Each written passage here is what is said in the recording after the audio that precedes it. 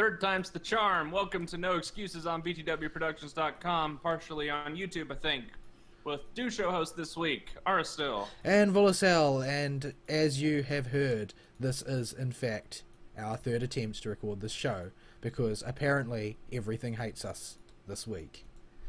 It's been an absolute comedy of errors, this show.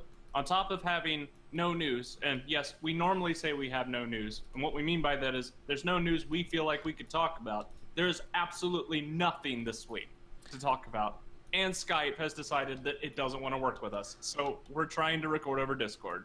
Yep, so this is an entirely jury-rigged setup.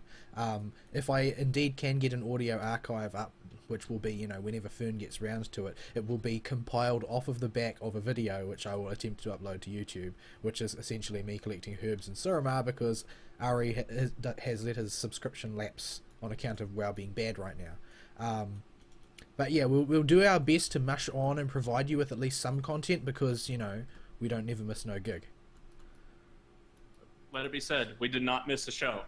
We have jumped through so many hoops today to get this out to y'all. It's not even funny. What little bit there is to get to you. They might find it funny. I certainly didn't find it funny. I was in deepest despair because we spent like an hour trying to work out what we were going to talk about and were completely unable to find anything worth a damn. And then spent another 45 minutes trying to get Skype to cooperate until we gave up and went to Discord. Yep. But at any rate, I guess we'll mush on. Although we don't have much to talk about, we are hell-bent on providing you some content. So, launching into the weeks. This week was a pretty quiet week for me in terms of video games played, mostly because my PhD has reached a really awkward point of being very difficult, very uncooperative, and very tiring. There's a lot of late nights at the lab, and I come home and it's like, you know what? I can't be bothered playing video games, it's too much work. So yeah, I haven't really done much on that count. I haven't even played much WoW during the week. We did our normal raiding, but no real progress on that since it's too hard to get mythic people. Let's see, what else? I guess we did try doing Mythic Nithendra. We tried with 18 people, and it went better than one might expect. In that we didn't instantly wipe over and over or anything like that. We did manage to get Nithendra down to some 1/3 of its health left with 18 people. A big mess. It's always a yakety sack sort of fight anytime where the major mechanic is mind control, and that's the major mechanic added in the mythic mode. I really do wish that they would add a certain amount of flex to mythic. Like, I don't see any reason why they couldn't just like allow it to flex between 15 and 20 or something like that after all of the race stuff is done that they seem so intent on promoting yet not supporting. I don't really understand their take on all of that. It seems very, very strange how they can't make up their mind the extent to which they want to support the PvE game. They are always doing tournaments and stuff for PvP, but who even cares? WoW's not a PvP game.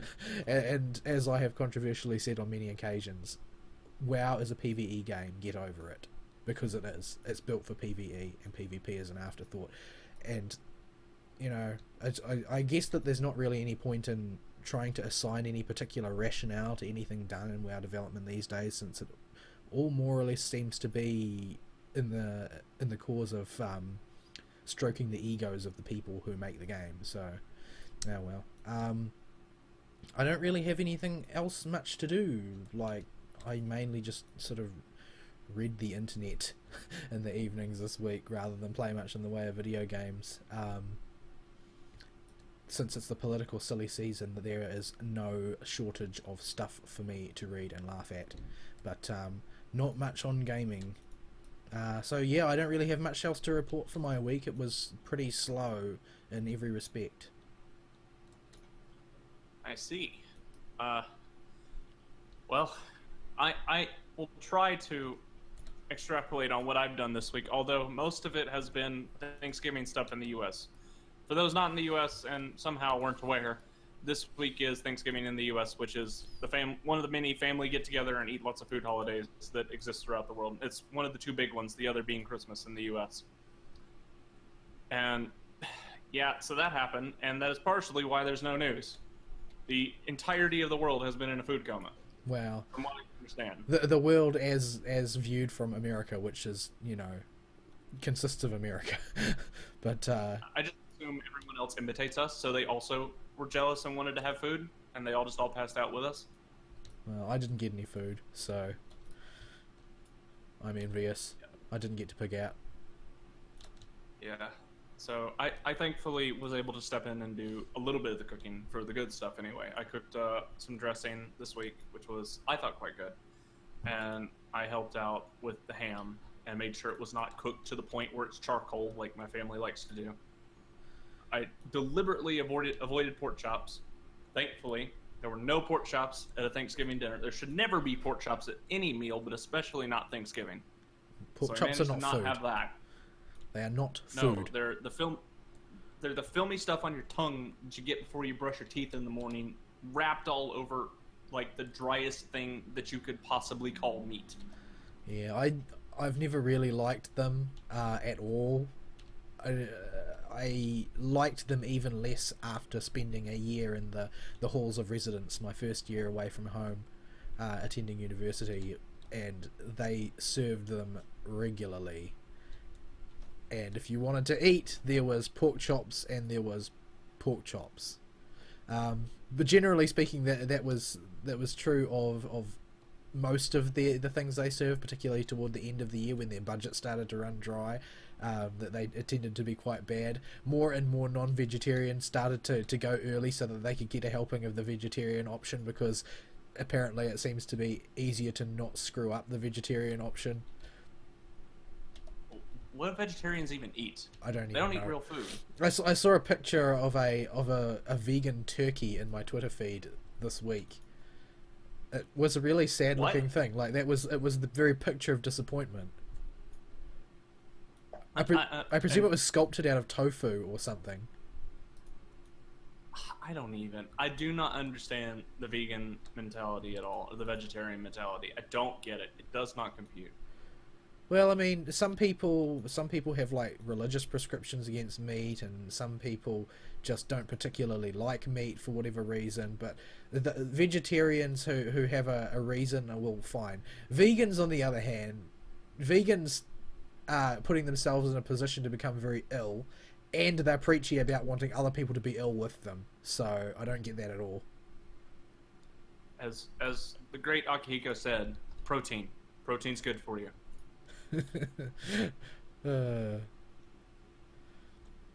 So Thanksgiving happened and there was food. So I was not home from Wednesday until Friday evening.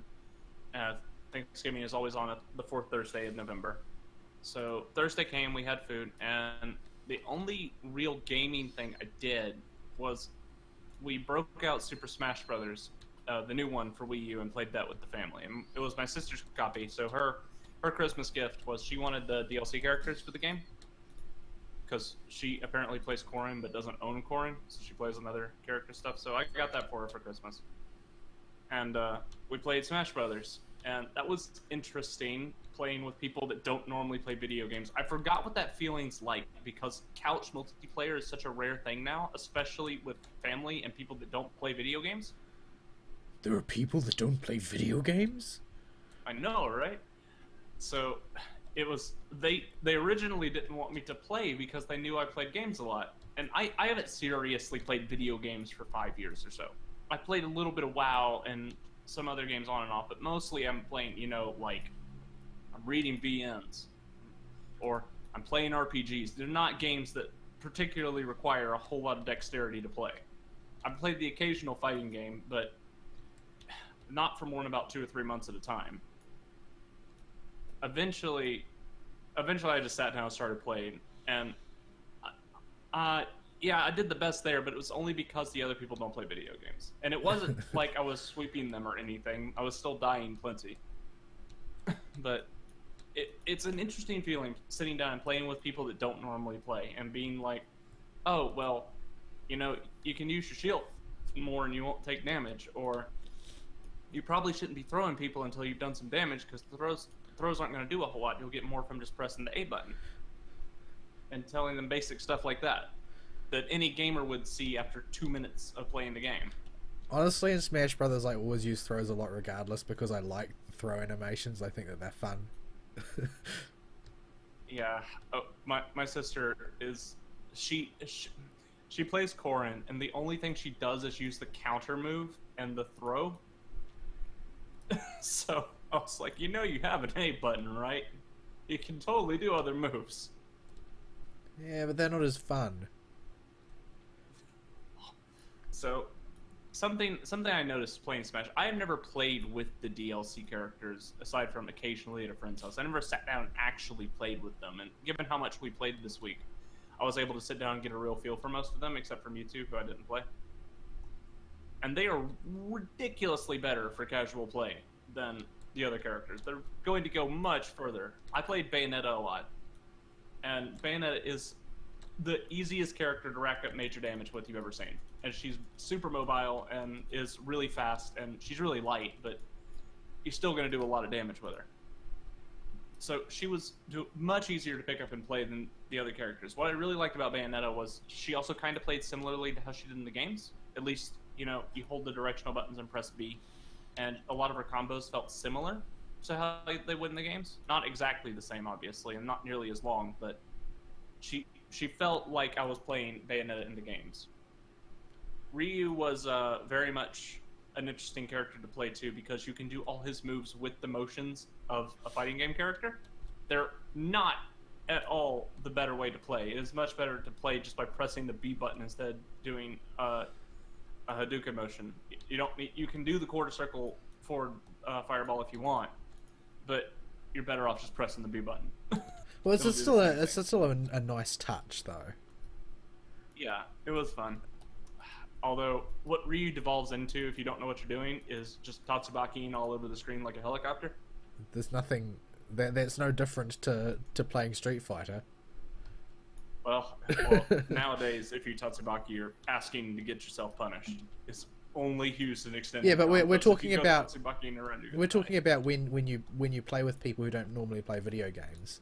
Like, that is the same outcome you get. Yeah, that's definitely a thing that'll happen. But...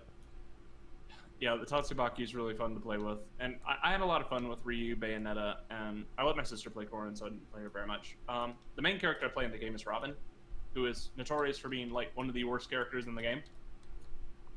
Because, for some reason, Robin is the player avatar in Fire Emblem Awakening. And what happens is, after you use some of her moves a certain number of times, the tome that she uses, like it does in the game, it breaks. And she can't use the move for like 30 seconds. I see. I haven't played Fire Emblem Awakening, so I don't have any input there. In all the Fire Emblem games, she uses all the magic spells. She's a more magic-inclined character in Smash Brothers, although you can build her however you want, or him, I guess. It's a create a character deal. But like, when you get a magic tome, it has 25 casts. Swords and lances and all that have the same thing. They can only attack a certain number of times before they break, and they're gone forever. But they take that mechanic, and you can only cast El Thunder like 5 times, and then she throws the tome away for a whole minute and can't use it again for a while. So I see. It makes her a very bad character in the game, in Smash anyway. But so. Yeah, I couldn't play Robin because I knew what I was doing, and I had to switch to characters I didn't know, otherwise it wasn't going to be fun to play with people that didn't know how to play video games. But we got there in the end. While I was playing weird characters, it was fun. I mean, realistically, that's what Smash Brothers is for. Like, I know that people have tried to turn it into this sort of hardcore fighting game scene and all that, but I've always felt that was really missing the point of Smash Brothers. Yeah. I get that Melee is a big deal in the FGC now. I don't like that it's a big deal, mostly because the community is known for its bad behavior. But yeah, it has the single most notorious fighting game community of any fighting game in the world. Yeah, somehow they beat out Filipino champion Chris G for bad players. It's like every person in professional Smash Brothers is Marn. Yeah. I mean, when you're now Filipino champ Chris G and Martin are the bad guys in the FGC. If this was wrestling, they would be the heels. Like, these are the bad guys you don't want to win, even though they do win all the time. That's the other reason you don't want them to win. Well, Marn doesn't win all the time. If he won all the time, he wouldn't have quit and tried to become a LoL player. That's true. Marn was the terrible one. Filipino champion Chris G were just as badly behaved, but they were still winning. Chris G mellowed out a bit, and you want, if it's between him and Filipino champ, you want him to win. If it's anybody versus Marn, you want whoever's playing against Marn to win. And this started happening when we started seeing these kind of bad behaved players show up, and I think it's all on purpose. I think it's marketing that they behave this way. Because Justin Wong used to be the big bad guy because he was good, and he used to win all the time. Now people see Justin, and because he comes like 4th and 3rd, and he's a fairly mellow guy, we're all cheering for Justin to win. We want Justin Wong to win. But, yeah. But when you take this group of people, where it kind of looks like a play, and you compare it to the Smash Brothers scene, these people are just vile, bad human beings. We're gonna get hate mail. We are gonna get hate mail, but they can get over it. I mean, your people are sitting there storming to the stage and running other fighting games off the stage because they want to play their Smash right now. What are they doing? I don't care that they want the exhibition matches to end right now. This happened 2 years ago at EVO. They ran up on the stage and tried to push the guys off the stage because they didn't want to sit through the exhibition match of whatever tournament was going on. They wanted to play Smash right now, and the exhibition was running a little late. I always felt that sort of the issue is exacerbated by the fact that, in as much as it can be said, Smash is basically the least dignified fighting game in existence. Like, it is effectively a joke fighter, which has been forcibly elevated to the level of an actual fighter. Yeah, it's a party game that just has a lot of... In most fighting games, people play... They get popular because the characters have recognition with audiences. Marvel's a very good example of that, and Smash is an even better example of that, where you have fighting games that people play because they know the characters. And because Smash uses characters that are so iconic with people, they want to see this game. They want to see these characters beat each other up. So it gets a lot of views. So this has kind of forced it, because it got that EVO slot a couple years ago and got a permanent seat, where it's the thing people want to see. And it's pushed this party game into a big thing with the FGC because it got that EVO slot. And it's not going to leave because people want to see Smash because they know the characters and they know the game. People don't want to watch Guilty Gear because unless you play Guilty Gear, you don't know the characters and you don't care what's going on. Yeah, well, I mean, this is why Smash was made to begin with, really. Like, because those characters are all very marketable, but yeah, I suppose that's just the sad reality. Like, they are the pop garbage. They're not you know, well cultivated fighting design or anything like that, and it's not. But the thing is that they don't even, those games all look more or less the same, and none of them look especially nice. Like, that's why I thought that Guilty Gear would have a real in with the common person, because graphically it just looks fabulous. Like, you can't look uncool playing that game. But, you know, apparently all people care about is, you know, seeing Pikachu and Mario. Yeah. And it's sad. Guilty Gear, the newest one, did a great job of setting up a tutorial mode where you can learn how to play that game if you're brand new. It is the best tutorial I've seen in a long time. Melty Blood's a really pretty cool 2D fighter to look at, especially for its age when it came out, but people don't know those characters. Unless you follow the Type Moon universe, you don't care who Ryoji Shiki is, you don't care who Arcreed is. Well, also you can't really get into it because the game mechanics itself are also almost impenetrable without somebody to explain it to you. Yeah, Melty Blood's really, they did get a little overcomplicated, and it takes a good 2 hours of poking around with it to really understand what's going on in that game. Like, they designed their game system the way Nasu designs his universe. Yeah, Nasu, I love your world building, but there's too much of it. We need to do something with that. I love it to death. I love doing wiki reads about the Nasuverse and stuff, but there's a lot of stuff there, dude. You need to do something with some of it. Maybe it's Tsukihime remake or something. Nasu needs to get something, but I swear he's like Zune, where he just is drowning himself in alcohol and has to crawl to a computer to type 10 sentences and passes out again. Yeah, it would not surprise me. It would not surprise me. The alcoholism is a fairly common trait in that sort of that particular corner of the games industry in Japan. Yeah. Oh, I love you, Nasu. Well, I mean, on the bright side, he did not write any sex scenes for Maho when that finally gets translated, which means we don't have that comedy bit to sit through for that game when it finally gets translated, which I'm still waiting on. Although I think I mentioned this on the show. Maho is I forget the full title, but it's the one about Alco, that visual novel. Yeah. And it was being translated by Kami Subs, and it's been held up for years now at this point. And it hasn't made progress for like 9 months.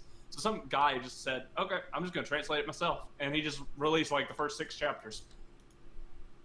Yeah, like, okay. Well, it's almost a meme even internally. Like, I think that there was a gag about the, like, there are gags about that story in the extra content in Fate Extra Foxtail, which is a retelling of Fate Extra CCC. But yeah, that's the idea that story is sort of a bit turgid and inaccessible is sort of a gag. Yeah, I'm really hoping the translation gets finished soon, because I do want to play that game a lot. I like Toko a lot, and I want to see more Toko, especially evil Toko, because I know she's the bad guy in this one. Well, she's pretty much always the bad guy. It's just a matter of what your definition of bad guy is. Like, in the Moonlit world, there aren't really any good guys. Yeah, but I want to see Toko actually acting as an antagonist. In Karno Kyokai, she's not very antagonistic. She's just kind of there. Her moral compass is a bit wonky. It's kind of started spinning in all directions. Her moral compass is effectively whatever it's paid to be. Yeah, so there's that.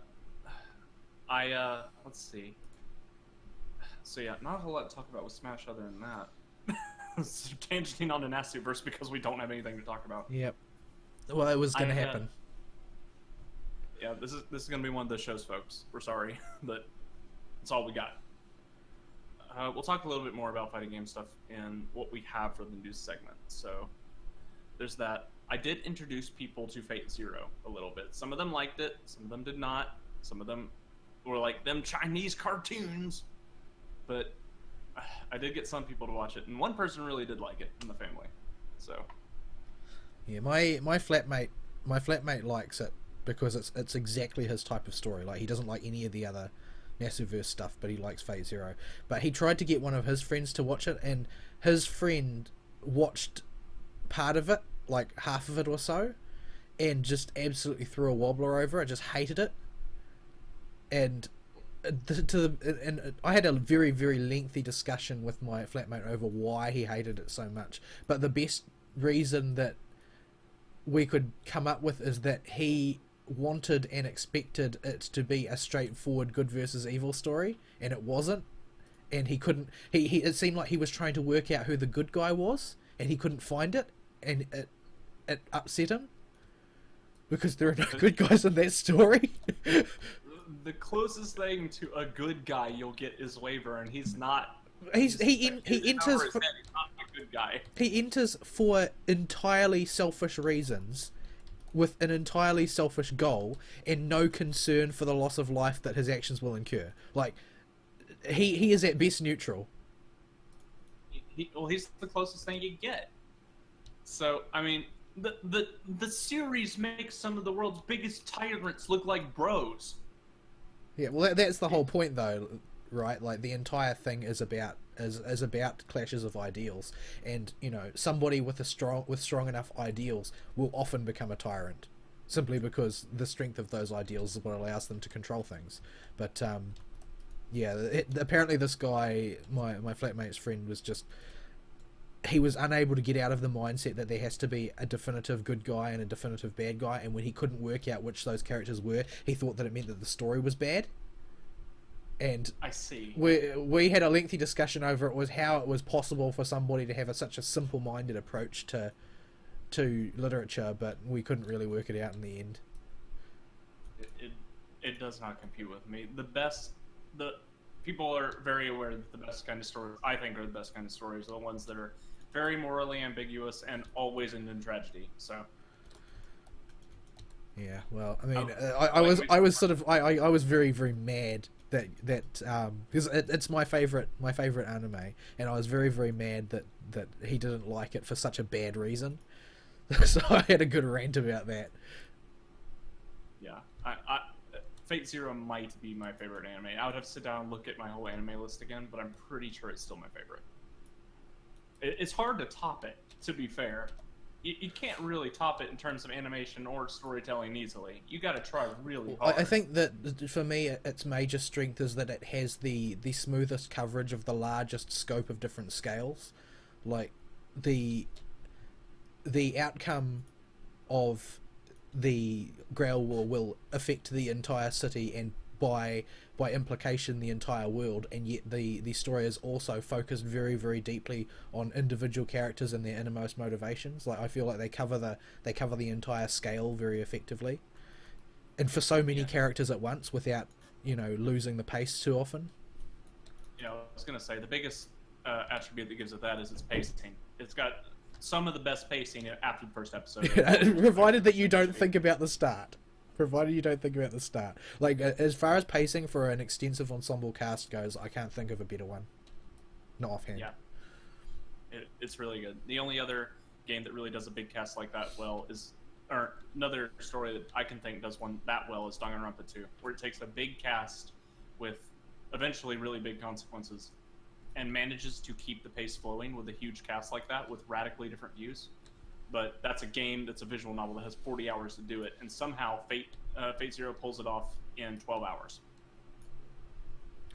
Yep. So, I think that uses up our quota of gushing about Fate Zero for the year. Like we do it every year, and we have to keep it down to a limited amount. If you've not seen Fate Zero, go watch Fate Zero. This is why we need Fern. Yeah, we need you, Fern. Why you go and train dogs? So, yeah, that's really all I did. I watched a couple documentaries. One I don't even remember what it was on, and the other one was on an H.P. Lovecraft documentary. That was interesting to watch his life. That guy was a little messed up. Yeah, he was. He had no normal, healthy relationships in his life at all. Yeah, I never looked at his personal life before. That was a really interesting documentary to watch. It was well put together. It was the one made in 2008. They showed at Comic-Con. So it was interesting. That boy is not that guy did not have a happy life. Oh dear. So unfortunately, I'm trying to think of stuff, but I can't really find anything else. It was not a super big, exciting week because it was Thanksgiving. I'm not watching any anime this season either. Just nothing jumped out. I hoped Occultic 9 would be good, but it's on top of having since been kicked out of the science adventure canon. It just isn't living up to what I know that writer can do. So the little bit I watched got dropped. Maybe it'll have a big twist at the end that makes it worth slogging through 3 hours, but I don't know. I think they were making a Chaos Child one, weren't they? Yeah, they've been doing it. It was rumored before it was confirmed for a long time, and I thought it was confirmed. And finally, we got a confirmation of the anime, but we have seen nothing on it. It was supposed to come out summer this year, but I haven't heard any news on it. I'm almost sure I saw a reference to it quite recently, like within the last week. So maybe some new news emerged about that. I don't know if that's worth being excited about. I didn't watch Chaos Head or read it. Don't watch Chaos Head. Actually, as someone that did not read the visual novel, go watch Chaos Head and tell me what you think actually happened in that story. I think it's kicking around somewhere. I'll have a look. Because I cannot, for the life of me, understand why anybody would like the anime to begin with. The VN's really good and really well paced, but you get that story, you have no clue what's going on. What are these girls doing? Why do they have magic swords that can create delusions that are now real? What's happening? Spoiler alert. But it doesn't make sense anyway, so I'm not even sure it's a spoiler, because you're still not going to understand when you actually see it. And yeah, the VN's much, much better. The Chaos Head VN is great. The Steins Gate, the anime, and the VN are both great, even if the anime does truncate a bunch of the routes in the VN. It's one of those animes that does all the routes in the VN. It does it really well, all things considered, but they cut a few of them just because they don't fit the narrative they're going for in the main game, which is fine, or the main anime. But that's really good. And Robotics Notes, I don't know how good the VN is because we haven't got it in English yet. Yeah, but the anime's pretty good. Well, I've wherever I've seen people talk about the anime, they always come to the conclusion that it's not bad, but it's not really stand out either. The best part of it, you get a lot more out of it if you've seen Chaos Head and Steins Gate. Or rather, you've read Chaos Head and read Steins Gate. Because don't just watch Chaos Head if you can help it. Unless you're doing it because you're just curious as to how bad something can possibly be. I've watched it 3 times because I told myself the anime cannot possibly be this bad. Well, you didn't watch Tsukihime that many times. No. Oh, that one's 24 and Chaos Head's 12, so... I don't think I made it past episode 4. I watched the whole thing of the thing I didn't watch because it doesn't exist. But yeah, it was pretty bad. I don't even know what's happening in the Tsukihime anime. If you watch it, it doesn't make a whole lot of sense. I think it's because I feel like I was. They tried to do what they did slightly more successfully with the first Fate Stay Night anime, and like they majored on one route but tried to splash other things in there as well. Yeah, it's like while I was watching it, I was filling stuff in from the Kohaku and the Arcbeat routes. I think that it's almost like you almost have to consider the near side and far side routes as alternate universes, because I'm not convinced that they actually do quite meet up. Like there seem to be things that are too wildly inconsistent. I could see that. I don't know if that's specifically the translation or what, but yeah, I don't see how Kohaku's route and CL's route could exist in the same universe. The characters' motivations are so radically different just between those two. Akia's and Arcbeat's are more compatible, but they still have a lot of problems. Well, I think that the main problem with the far side is that there is no reason in the near side for Kohaku not to go ape. Like there's no reason ever given.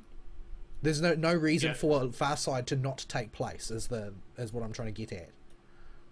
Yeah, for those not in on the discussion, there are 2 halves of the story that you can go on that have their own routes, and one side of it has a made character that is nutso crazo, and has a lot of very crazy kill all the people ideas, and she just decides she doesn't want to do those if you go on the side of the route that she's not a main character in.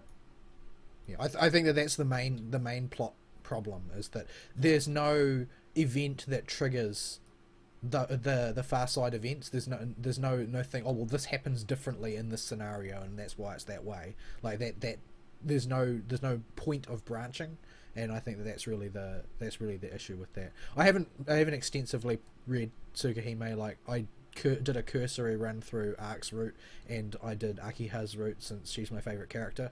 But I haven't really bothered to go through. I know the rough gist of the 2 maid routes, but I don't know it in detail because honestly they just seem like incredibly horrifying and depressing stories.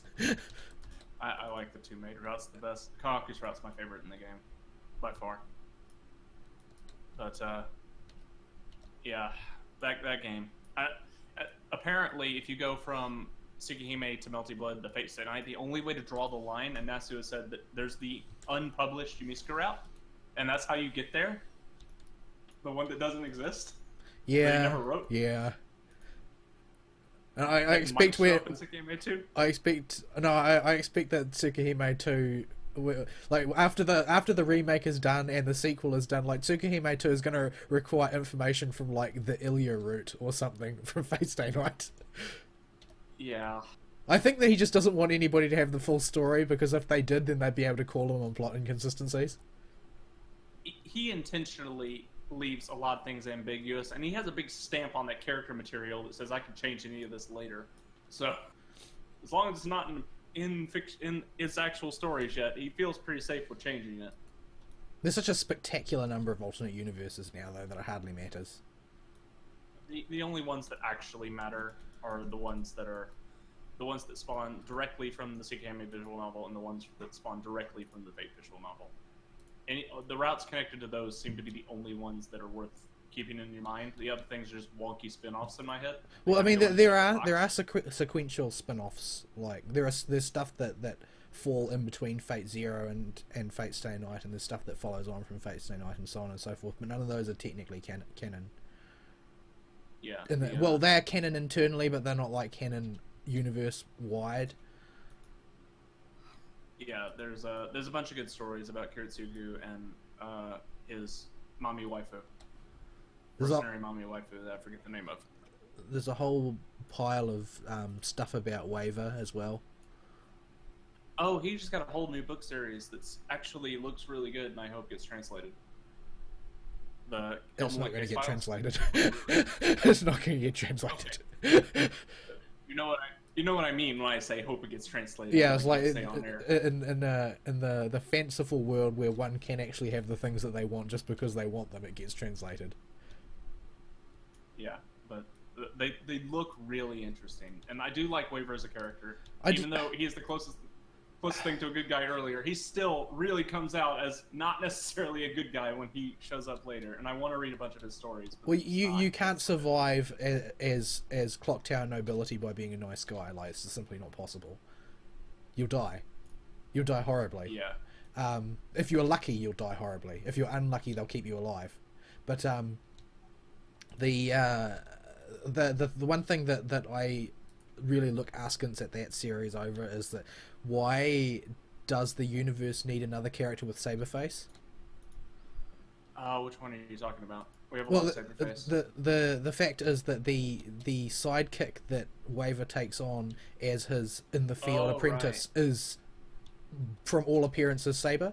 Like, I think that he speculates over the course of the story that she might have a line of descent to Arturia. Right, Grey. Yeah, but honestly, come on.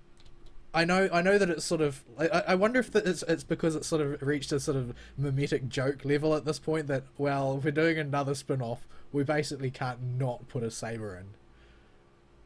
Yeah, I mean, well, Saber has trumped Neko Arc as the company mascot, so. My goodness. We went more Type Moon, didn't we? Yes, we did. Okay. I'm going to play Melty Blood this week and actually play through the story mode, so maybe I'll have even more next week. Well, we're trying to fill time here. Like, we don't have much of a choice. I hope you like Type Moon, folks. If you don't, you need to get your butts out there and try and read the stuff. Even if you don't think you'll like it, give it a shot. I don't think that anybody who particularly dislikes Type Moon would still be listening to this show because of the sheer frequency with which we bring it up. Yeah, if you've not sat down and read it, I think it's important to read Fate Stay Night just because of what kind of landmark it is for the VNs and how it set things up in future. Like, it clearly inspired a lot of VNs that followed. And yet doesn't have any official translation. Because of reasons. Yeah. And be sure you get the Rialto Nua patch if you do decide to go get Fate Stay Night, because that cuts out the mollusks. It cuts out the comedy scenes that they call, the comedy scenes that we call sex scenes. I can only assume that the reason they're in there to begin with is just because that was what you did in that genre, in that I tell myself field. That. Like, if you're doing a VN in the time that VN was written, it's because you're doing porn. Yeah, I get the feeling. I tell myself he had an invisible mandate from the genre itself come down and say you have to do this, because they are tacked on and they are some of the worst prose you've ever seen written ever. Yeah, and the thing is, it's sort of a plot tumor now, because you can't get away from that being the method for everything now. Yeah. So it's unfortunately a problem. If you can stomach it and you want to see some of the worst writing you've ever seen, feel free to not get the real to new version and write us an email about why it's so terrible. How do you feel about mollusks?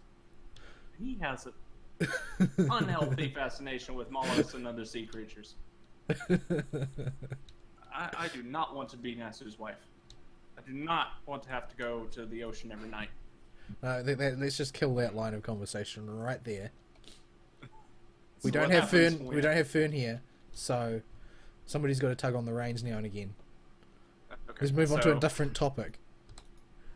Well, okay, so that's all we got from tangenting off my week, which is nothing, and we've been going for maybe 30 minutes. So we've got it. We're going to make this at least an hour. Dang it. I guess we can go in my notes for the show. Such as they are. Okay. Show notes, November 26, 2016. There are 5 lines of a whole lot of nothing. Okay. So, basically, the entire thing is composed of 2 things. The first thing is, for some reason, Overwatch has decided to make a 1v1 mode. Yeah. Because reasons. Well, I don't understand the motivation for that. Like, Overwatch is definitionally a team game, is it not? And this mode, for those who don't know about it, I don't think it's in yet, but it's a mode that they've indicated that they're either developing or intending to put in shortly or something like that. Basically, selects a character at random, matches 2 people against each other, both as that character, and they fight it out. Like that's the mode. And this doesn't seem to gel with anything in the game concept for Overwatch, really. No, I don't know if it's a deathmatch kind of thing. I don't know if that would make a whole lot of sense. Nothing in the game is deathmatch. It has no deathmatch. No, it's a straight up duel. It's a straight up duel. That was my understanding. Oh my goodness, Blizzard, what are you doing? Whatever they want, as usual. Blizzard somebody needs to send some help over to Blizzard. Send some therapists or something, because these guys got some serious narcissistic personality disorder at this point. Yeah, well, I mean, or they think they are the greatest people of all time. My speculation is that they've transferred a lot of, the good people to another project or something, because they are hiring up right now for what they have indicated will be a new first-person engine product. No details are known on the matter yet. However, it seems like there's a great deal of weird stuff happening in pretty much every major Blizzard team. Like, StarCraft is done. That's done. Diablo 3 is done. And what we've got left is Overwatch, WoW, and Hearthstone. And because, like, Heroes of the Storm, lol, whatever. The WoW, as I've, waxed lyrical about in the past, is in a very, very awkward space where everything is being done in accordance with what Blizzard thinks, with no regard to the actual player base and what they want. And anybody could tell them the things that they're doing are mistakes, which they then proceed to make anyway, and then act like it's some grand discovery when they realise that it was a mistake, despite the fact that they had everybody shouting in their ear that it was a mistake ahead of time. And from what Ari has been telling me, Hearthstone is not really in any better shape.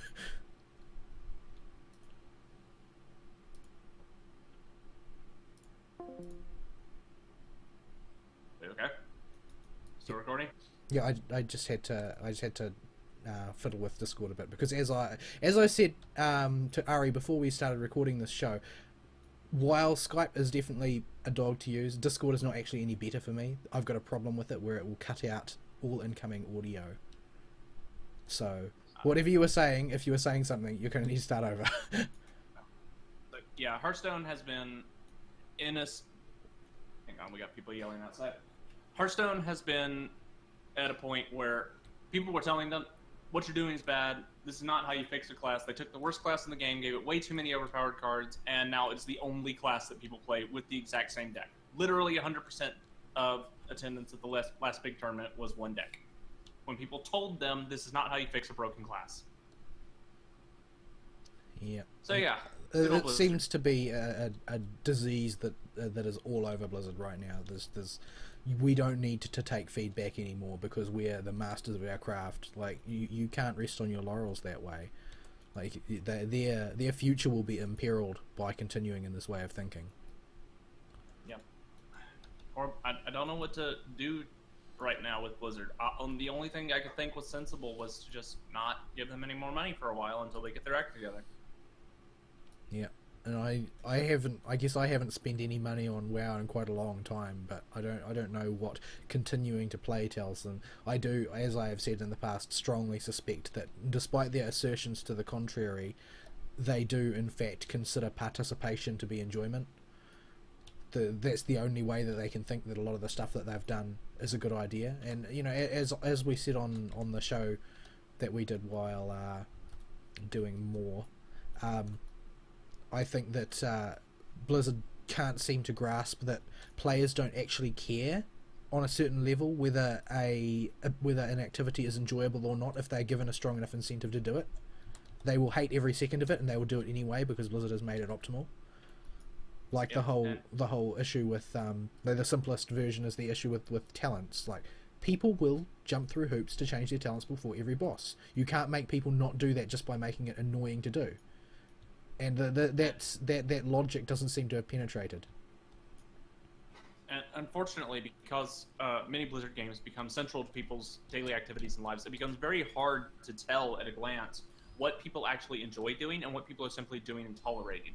And on top of that, you have things like it's hard to know who's stuck in those situations because of social obligations and would like to leave as well. That's what I was afraid of this X-Pack and why I deliberately did not say I was going to be there, because I did not want to be stuck in that situation this time, which has happened many a time with WoW. But I'm glad I did not, to say the least. Yeah, but I mean, and Blizzard has been telling porkies to cover this up as well. Like they claimed that there was no soft cap on the number of legendaries that you could have drop for you. And then the other day they released an announcement capitulating and saying, okay, yeah, we did put a soft cap in of 4. If you got 4 legendaries, you ceased benefiting from bad luck protection entirely. So, yeah, it all seemed very strange to me, and it has to be a product of pride, as I've said in the past, because there is no reason to tell that kind of lie. Like, it doesn't profit you in any way. It doesn't make you look good, especially when you have to capitulate later. It doesn't make you look clever. It doesn't do anything except make you into a liar. And there's no reason to become a liar if you don't need to. Yeah. I have people outside making a lot of noise. But yeah, it is, it's unfortunate. I don't really know what could get a company this high. I thought Blizzard had more integrity than this. Just from the quality of the products we get from them, most of the time, I thought they had more integrity than this, but it doesn't seem like that's the case. Yeah. But we've talked about this a lot, especially the past few weeks, where Blizzard just is misbehaving and acting like bad people and not listening to their customers. They're not being consumer friendly. And it does make me feel a little bit guilty about continuing to play WoW. Like, I would like to punish them, but the fact is, I like their raid content. Like, their raid content as raid content, I like it. And the only way for me to get more of the thing that I like is to do it. But unfortunately, there are other things that you have to do in order to raid, which I don't like doing. Such as what I'm doing on this video, which is farming up a gajillion herbs so I can have all the correct flasks made for me. Yeah, unfortunately, the other problem is, if you continue to raid in this environment, you're showing them that, yes, things like the mythic model they got right now is okay, because you're still participating. Even if you're like we brought up earlier before the show, how it would make more sense for them to do, after the first world kill or something, just flip a switch and allow flex mode for the rest of the raids on Mythic for 15 to 20. Just cut the number down. Anything to make it more accessible. Yeah, don't have to kill the difficulty, just make it more accessible. The reason why that's sort of a bone of contention for me in particular, other than the fact that it affects me personally and I would like to do the Mythic raids but can't because we always seem to be short 2 people or something like that, is that they have signalled that there is a point where they don't actually care anymore about progression, which is the point where traditionally they have made the move to open it up to cross-realm. Like, if we were able to use the cross-realm tool to fill in those last couple of spaces, we'd probably already be doing mythics. We'd probably have several bosses down, but the fact is that they keep it shut until the next tier is out. And I don't think that actually helps any. Like, I'm not sure why they continue to do that, because, you know, if they can't develop content which doesn't get cleared in the first week, well, the first day usually these days, then I don't think that there's really much meaning in them trying to keep people out of that content, which is what disallowing people using the group finder tool to participate in that content does. Like, a lot of their decisions seem to be based around partly formed ideas with very poor rationales behind them. But I mean, the behaviour is the same across the board, no matter what situation you apply it to. They just don't seem interested in taking advice. Yeah, and we've said this for several weeks now. I don't know what you can do as an individual, unfortunately, aside from, if you're not playing WoW right now, I would advise you to stay away from it. The only way to... This team is going to have to learn the hard way by losing subs. That's the only thing I can see that's going to make them understand this is a bad idea. Yeah. And they have to see those numbers go down. More so than even just getting money, they have to see the player base go down. And I know people are playing WoW and enjoying some of the content right now, but there isn't another way you as an individual can do anything to send them a message.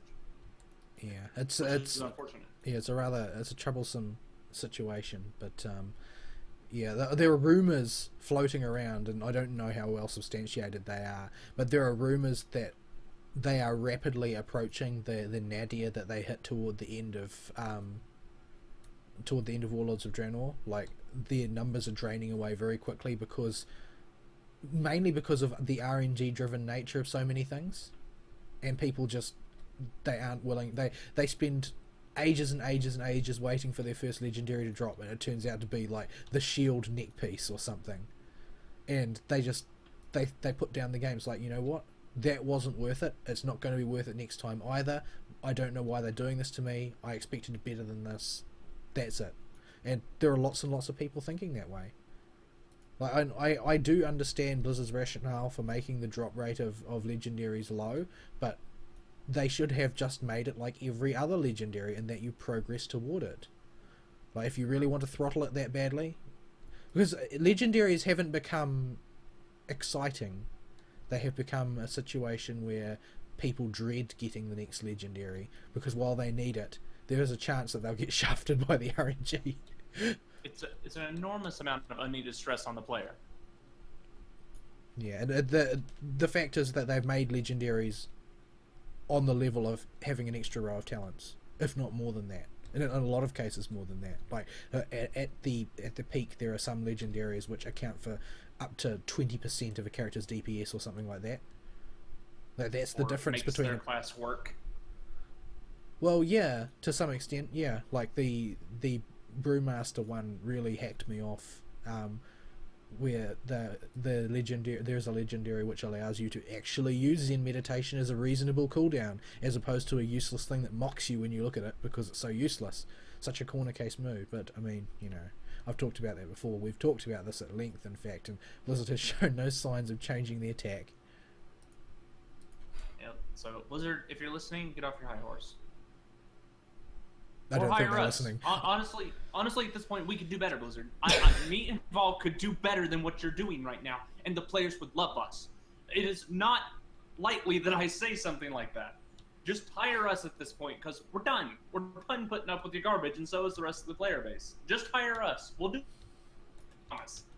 Yeah, while there are still, you know, that slightly irritating faction of you know, the brown noses who relentlessly defend Blizzard no matter what, it's still that I feel like the number of the Blizzard Defense Force has dropped compared to previous expansions, because normally there are people who are willing to make excuses for them and say, oh well, yeah, it's sort of bad, but it's not all bad, there are some good things, so on and so forth. Like, oh, you just don't really understand what they were getting at, like, you know, the sort of person. But there seem to be a lot less of them this time, because I feel like the game is set up to burn everybody instead of just a few people. Yeah, the chance of you getting burned is very high with World of Warcraft right now. The chance of you enjoying Hearthstone right now is very low because there's only one deck you can play. I mean, the Overwatch is not designed for 1v1 at all. It's an objective base. It's based on objective gameplay and team play. You can't suddenly turn that into 1v1 deathmatch. You don't go. Those are two different genres of shooter games. I guarantee you, it was a thing that people asked for, though. Probably, but I bet it was the Call of Duty kiddies. It's all going to be Soldier 76s if you're allowed, if you ever are allowed to pick in that mode. If they ever turn that on and let you pick characters, all Soldier 76.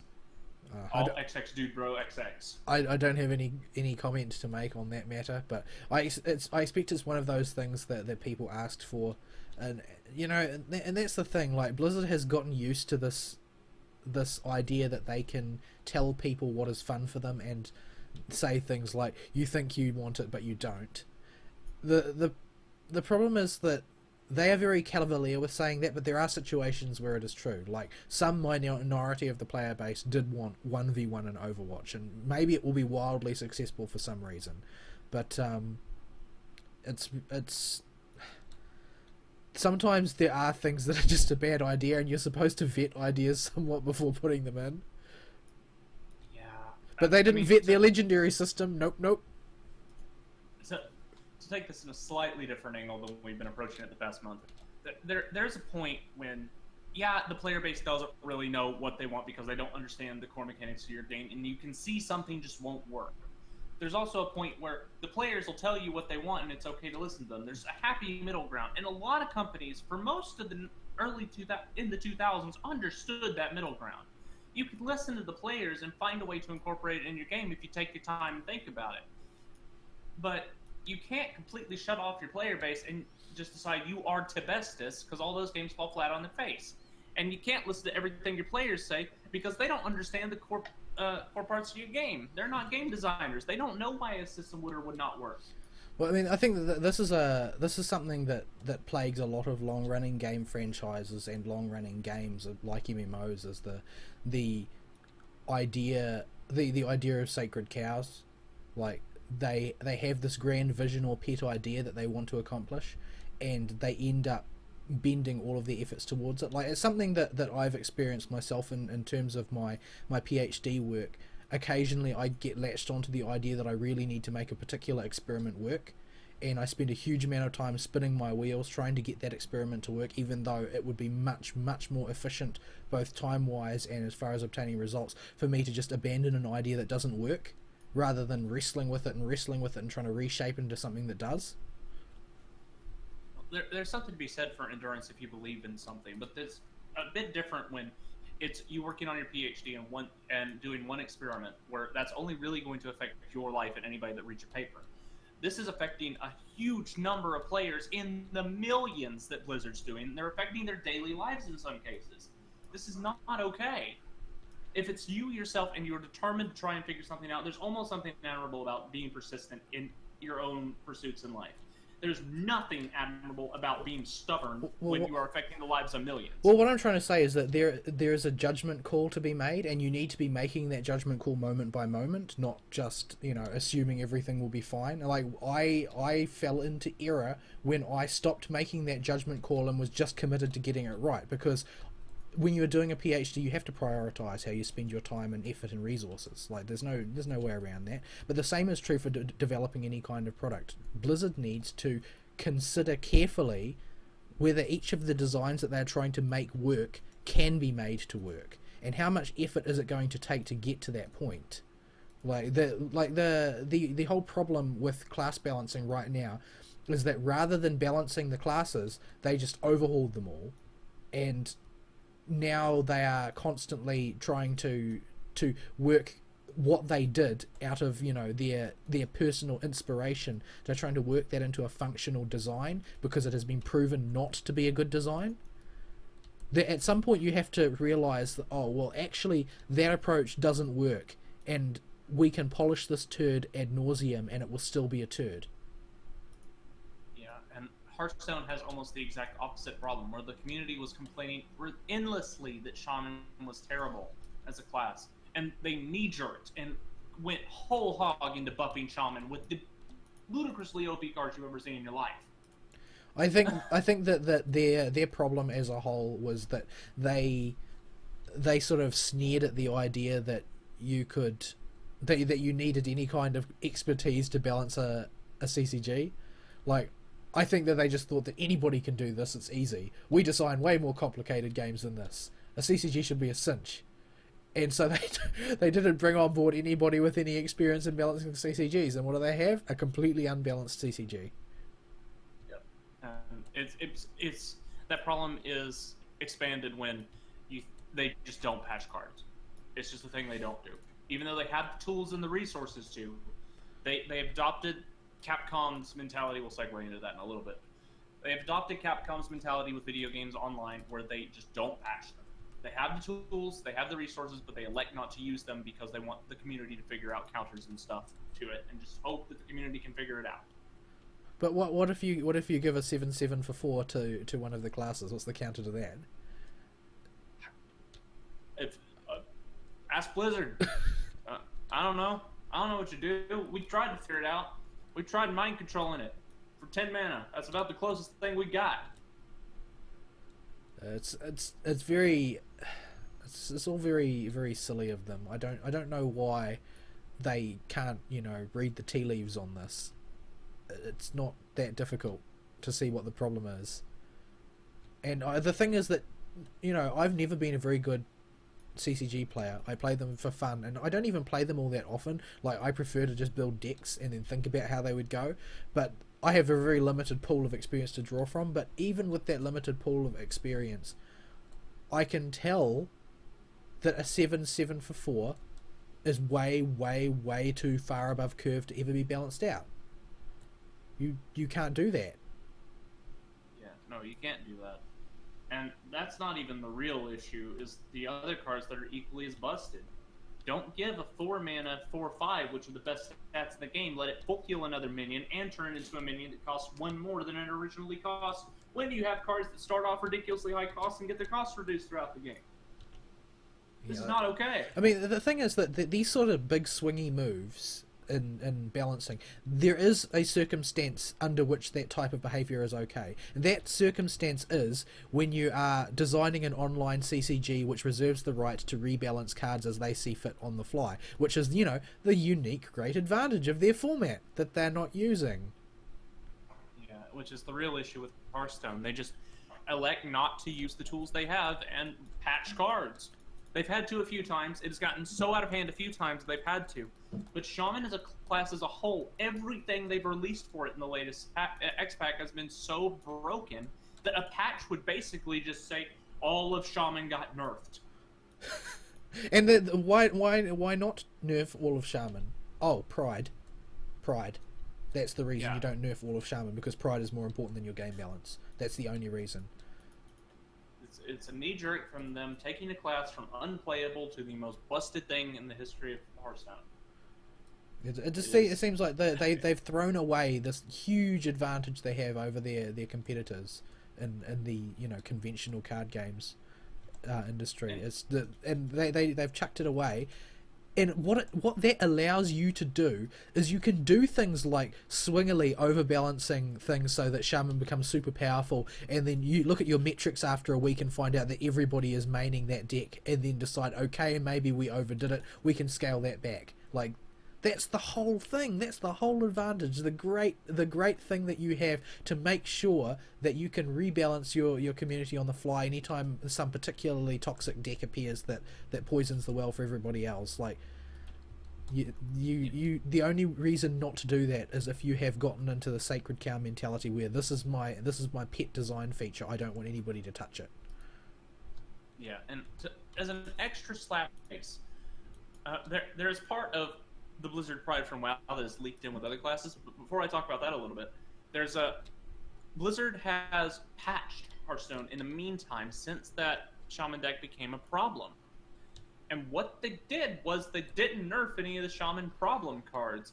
They nerfed Yogg-Saron, which was a for funsies card that was showing up in ranked play because it could maybe win you the game on a coin flip. Yogg-Saron had an effect for 10 mana, use your entire mana pool, you can't ever have more than 10 mana. play this card, for every spell you've played this game, every spell card you have played, Yogg-Saron casts a completely random spell, any one in the game. So when you play him, it's a coin flip who wins and loses. So if you're losing, drop Yogg. So basically, it's like it's a Hail Mary response to the fact that shamans overpower everybody else. It's like, oh, well, I don't really want to just do the shaman thing all the time, so I guess I'll play this and see what happens. Yeah, so they actually nerfed that effect now. If Yogg-Saron kills himself, the rest of the effect will stop. He will not continue to cast random spells anymore if Yogg-Saron happens to kill himself, which he does a lot of the time. Like, it's supposed to be lulzy, isn't it? Like, what's wrong with that? Yeah, he's supposed to be a for funsies card. He's supposed to be a for funsies card, but he was turned into a metagame card where it's just like, oh, Shaman's killing me if you're playing Mage, and Mage's answer was, oh, I'll just play Yogg and hope I win. It turned games into coin flips on turn 10. Like maybe it's just that maybe they're mainly interested in their casual play metrics. Like maybe that's the reason. Maybe they just don't care. Like maybe it's just that in casual play, the majority of people play their favorite class and don't have a clue what the meta is. Like, I mean, you know, WoW is full of those people who don't know a thing about their class and they try and use just one heal for everything or whatever. I'm sure they exist, but then Hearthstone has other weird design decisions. Like, they have been trying to push Beast Druid forever, and it has not taken off for 3 expansions now, where cards will now be going out of rotation that are Beast Druid cards are still coming out with Beast Druid cards. Nobody plays Beast Druid. Not a soul. The deck is terrible. But they keep introducing, like, give a friendly beast 2/2 when you play this creature. And this card costs less for every beast you've played. And it's just they're trying to push Beast Druid because Blizzard really wants Beast Druid to be a thing, but nobody's playing it. Is it nobody though, or is there like some tiny sort of hardcore minority who are desperate for Beast Druid to be good, and they're just like, please help us, Blizzard?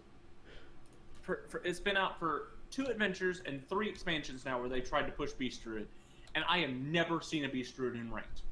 And I played probably close to 1,000 games of ranked in that time, and I've never seen a Beast Druid. So it's another example of them getting their panties in a bunch and like, we gotta push this and make it happen because this is what we want, and nobody cares. Yeah, they should just don't balance their game.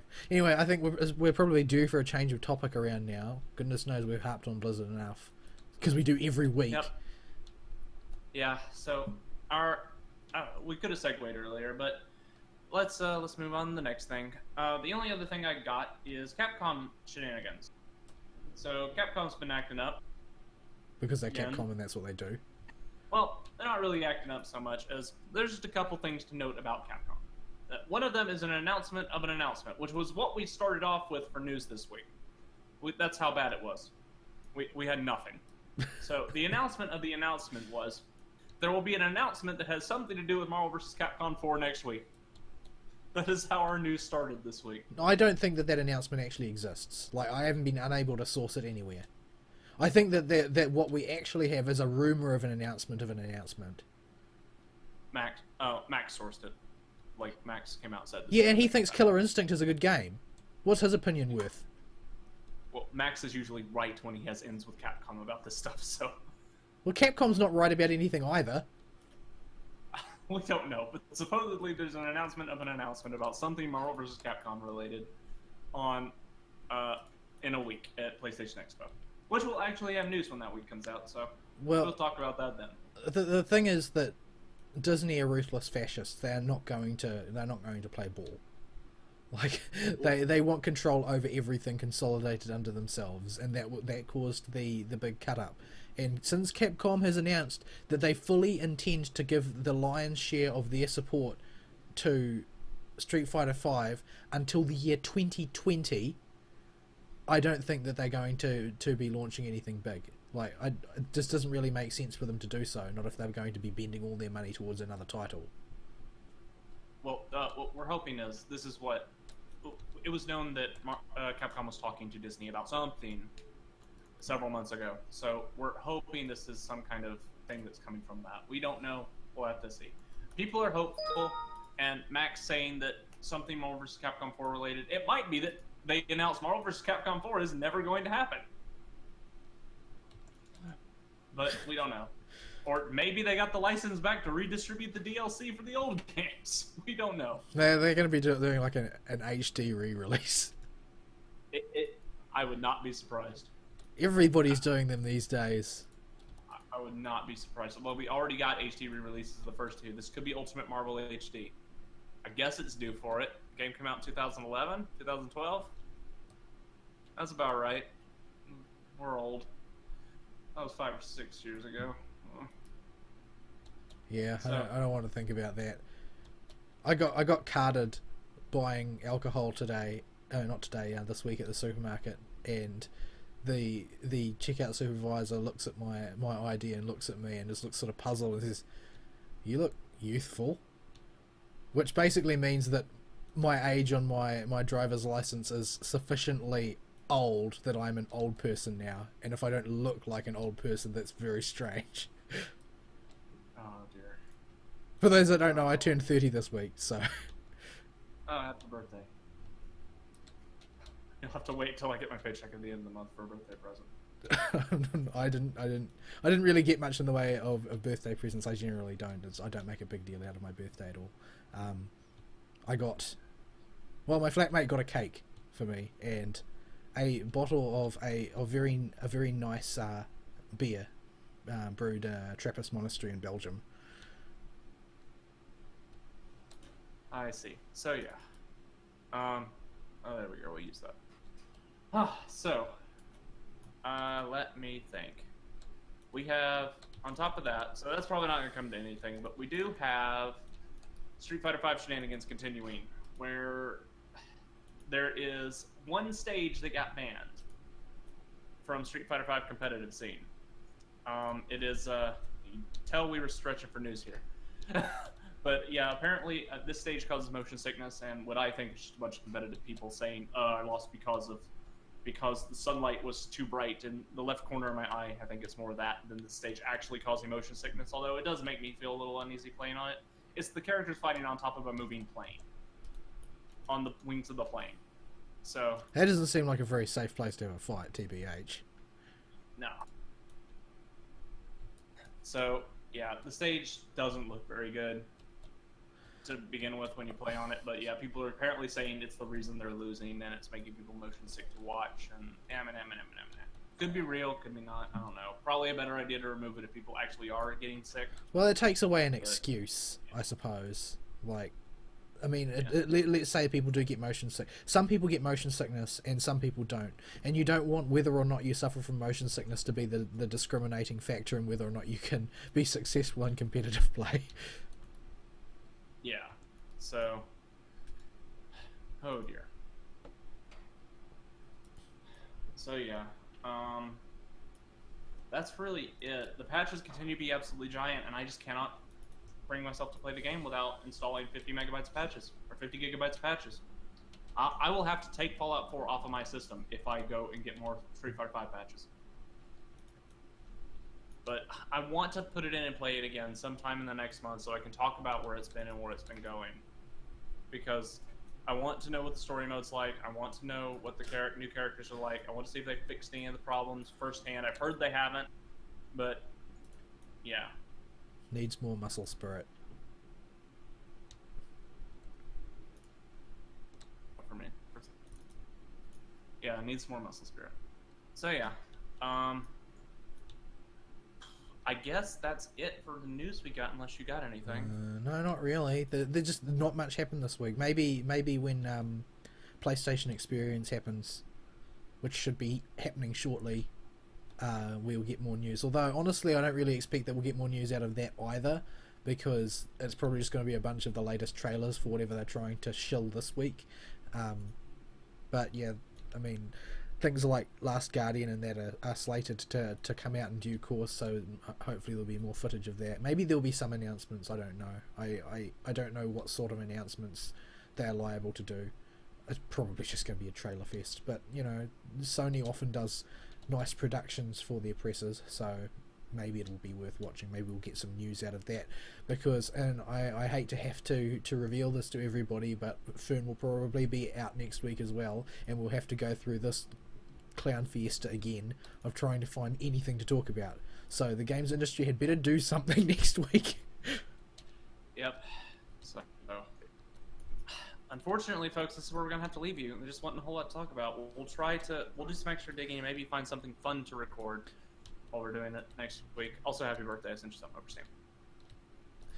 Also, if you would like to help us out with content, you can do that by sending us an email at noexcusesvtw@gmail.com, and, you know, help us out because we need it badly. Yes, we do. Especially on these weeks without Fern. Fern's our indie guy. He gives us the stuff that me and Vaul don't play or care about. And he stops us from talking about the Nasuverse for 30 minutes. Yeah, like the entire world, as far as gaming is concerned, is only concerned about Pokemon right now. I have not played it. I am unlikely to play it. Fern will probably play it. If I had a 3DS, I'd play it. Yeah, if I had my 3DS fixed, I would play it. But yeah, I don't have that. And Fern's our Pokemon guy right now, and you're gonna have to wait a couple weeks for more Pokemon. So we're sorry, folks. It's going to be a bit of a bumpy end of the year, but we'll try. We're at least getting you something. Don't worry. Starting next year, we'll come back full swinging as hard as we can, going full steam. It'll be great. But for now, I think we're done for this week. Email topic of the week. Predictions for PSX? I guess. Or anything else. Anything you think is remotely interesting. Even if it is a very strange Doom mod where you play as Donald Trump. Like... That was weird.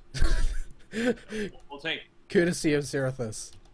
It was weird, but it was sort of intriguing, and I sat and watched the entire review.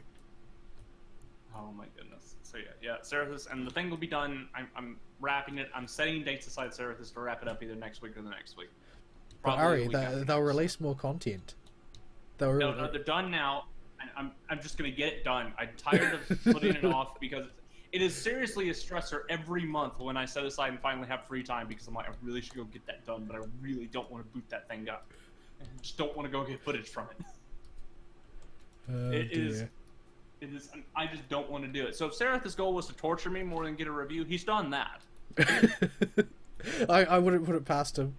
But he'll get his dang review, and then that thing is going out of my brain forever. You need to think more carefully about the sorts of promises that you make to our listeners.